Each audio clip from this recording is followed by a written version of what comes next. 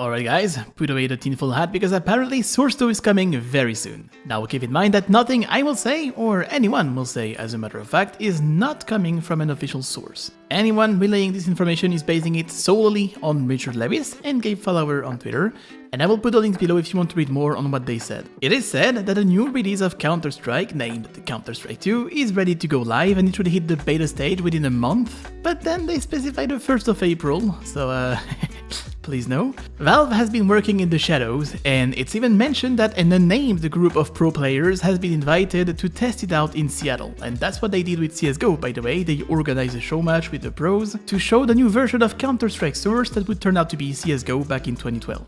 Quote, the big question for the community has been whether or not official servers would have 128 tick. Sources confirmed that this would be the case and that this feature will likely be ready at the launch of the beta. The game is also set to include a much improved matchmaking system, with features that is hoped would make the need for third-party pegging services unnecessary. These features will be an ongoing work in progress, but the beta will launch with similar matchmaking features that are available in the current version of CSGO. So that alone is both very exciting and very frightening. CSGO is the only game that I know of where a huge chunk of the player base doesn't play through the game itself but through third parties. Faceit has taken such a big role in CSGO that it's hard to imagine Counter-Strike without Faceit, and in fact, the only reason Faceit, ESEA, marketplaces or even gambling sites even exist is because Valve allows it. But if Valve decides to close the valve and actually build the features themselves, we're looking at a massive change in the ecosystem.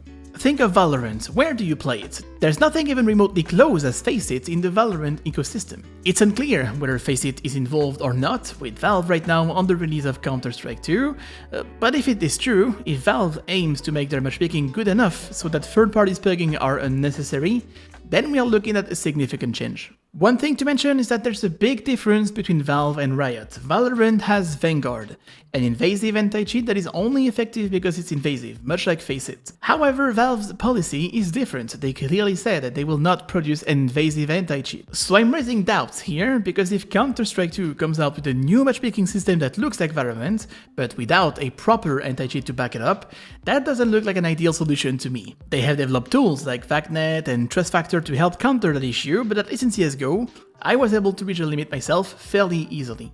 Now, skins-wise, here's my 2 cents. I see a bit of a Twitter panic, people afraid that their skins are going to be worthless because a new game comes out.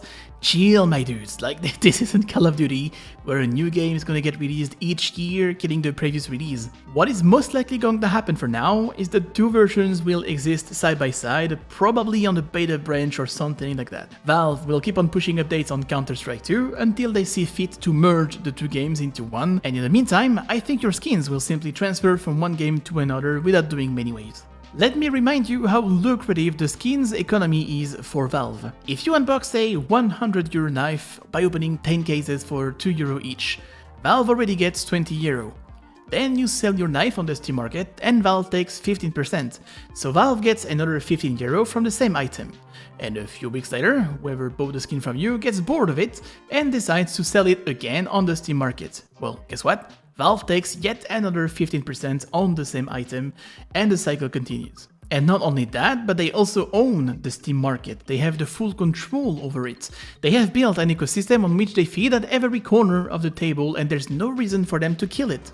But if they decide to not transfer the skins from CSGO to CS2, then the message is sent for other games as well. That would also mean that the CSGO skins would instantly lose value, and that's a lot of loss for Valve. There's simply no reason that I can think of. So no, I'm fairly confident that your skins will be just fine. Lastly, from my own point of view, I'm very excited to see something fresh happening to the game. I don't want to see CSGO turning into Valorant, where a new agent comes out every X month to keep the hype up, and then it gets nerfed because it's unbalanced, and then you try to find a new meta, and it changes every week basically. CSGO is a very precise and established formula. I don't think we will have big changes gameplay-wise, but like I always said, what's wrong with CSGO is not CSGO itself, it's the conditions in which you play CSGO.